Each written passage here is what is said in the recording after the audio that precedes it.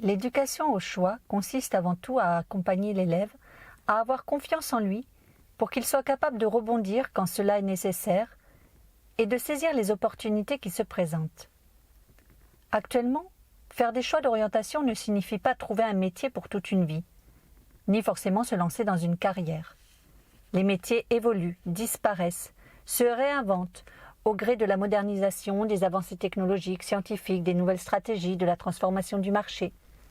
L'employé, le chef d'entreprise, le scientifique, l'ingénieur s'adapte, se reconvertit, se spécialise ou se diversifie tout au long de sa vie professionnelle.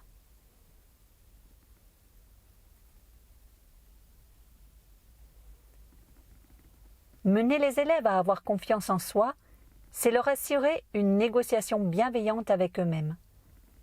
S'ils avaient la certitude de pouvoir atteindre leur objectif, alors ils soulèveraient des montagnes. Et si finalement ils ne l'atteignaient pas, leur estime d'eux-mêmes les pousserait à recommencer. Ainsi, nous devons les conduire à cette confiance face à chaque opportunité, à chaque défi. Ils doivent se dire « je suis légitime », de penser que cette opportunité est faite pour moi. En effet, s'ouvrir à la possibilité de réussir donne la motivation d'essayer. Et essayer, c'est bien sûr se donner la possibilité de réussir. C'est parce qu'il se sentira capable que l'élève, futur professionnel, ira vers l'autre, s'autorisera l'innovation, la créativité, la prise d'initiative et qu'il sera prêt à sortir de sa zone de confort pour avancer sur le chemin du changement, de l'adaptation, de la reconversion, du renouveau, engageant l'auto-formation et parfois la remise en question. Autant de compétences qui sont essentielles dans le milieu professionnel actuellement. Apprendre à l'élève à saisir la bonne opportunité, à rebondir, à se sentir légitime dans ce qu'il entreprend, à se sentir bien à sa place où il est. Tel est le véritable défi de l'éducation au choix de nos jours. La confiance en soi en est un des leviers. L'éducation au choix consiste aussi à accompagner l'élève à apprendre à faire le point sur qui il est, à cet instant T de sa vie, ce qu'il veut, ce qu'il est prêt à mettre en œuvre pour y arriver. À l'instant T de sa vie, oui, car il évoluera au gré des rencontres, des événements, de ses réflexions, de sa maturité. La confiance en soi ne sera pas forcément toujours au plus fort, mais il apprendra à faire avec celui qu'il est, selon les moments, avec indulgence, pour arriver à reprendre confiance en lui justement. En effet, l'élève doit parfois accepter qu'il y ait une distance trop importante entre ce qu'il est et ce qu'il veut être, car à un moment T de sa vie, il n'est pas prêt à mettre en œuvre ce qu'il faut, ou que les conditions, contexte, temps, énergie, n'y sont pas favorables. Ce n'est pas un manque de confiance en soi, mais tout simplement une parfaite acceptation du fait que certaines choses ne sont pas possibles pour le moment, qu'elles le seront plus tard.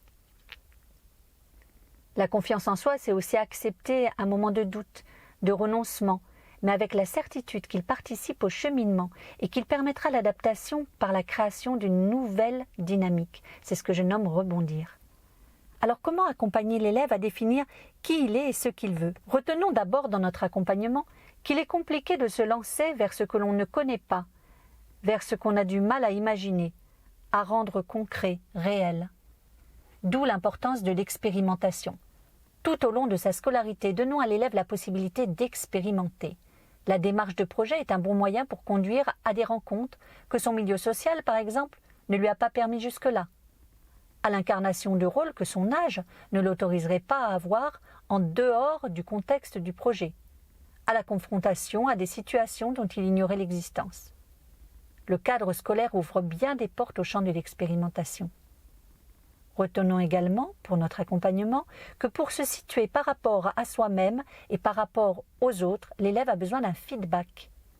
Chaque activité est l'occasion d'un feedback ou d'une auto-évaluation.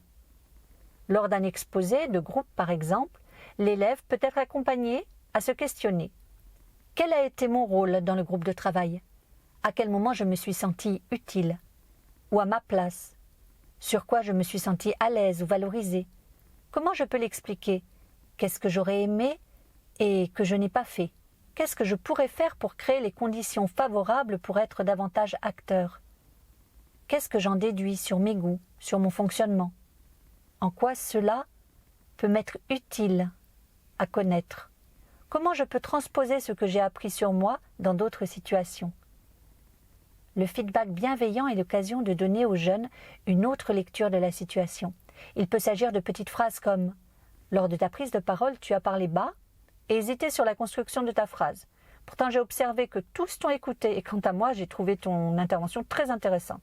Elle apportait vraiment un point de vue nouveau sur le thème. » Il est encore plus intéressant de mettre en lien l'auto-évaluation et le feedback pour en mesurer et en comprendre l'écart. Le feedback peut être celui des autres élèves, mais il doit dans ce cas passer par le filtre de l'enseignant afin d'éviter une parole déstabilisante. L'intérêt du feedback est de provoquer une envie d'amélioration. Elle ne doit pas constituer un frein pour celui qui le reçoit. La remarque négative s'appuie sur des faits. Elle est nuancée et accompagnée par des points positifs, également relevés, et qui peuvent, quant à eux, parfois être davantage subjectifs. C'est par le feedback et l'apprentissage de l'auto-évaluation que l'élève sera en capacité de se situer et de définir s'il a envie de faire évoluer celui qu'il est et ce qu'il est prêt à mettre en œuvre pour y arriver. Avoir une bonne estime de soi est la clé de la confiance en soi qui donne envie de passer à l'action. Gardons un regard positif sur l'élève. Le bout en train sera peut-être un jour un formidable meneur dans une entreprise et le bavard un extraordinaire négociateur. Rien ne sert non plus d'ignorer le passif d'un élève sous prétexte de repartir à zéro. L'élève doit être accepté dans tout ce qu'il est, mais doit entendre que l'on croit en sa capacité d'évolution. Il n'y a pas de mauvais élève. Je terminerai par cette métaphore de Ralph Emerson. Une mauvaise herbe est une plante dont on n'a pas encore trouvé les vertus.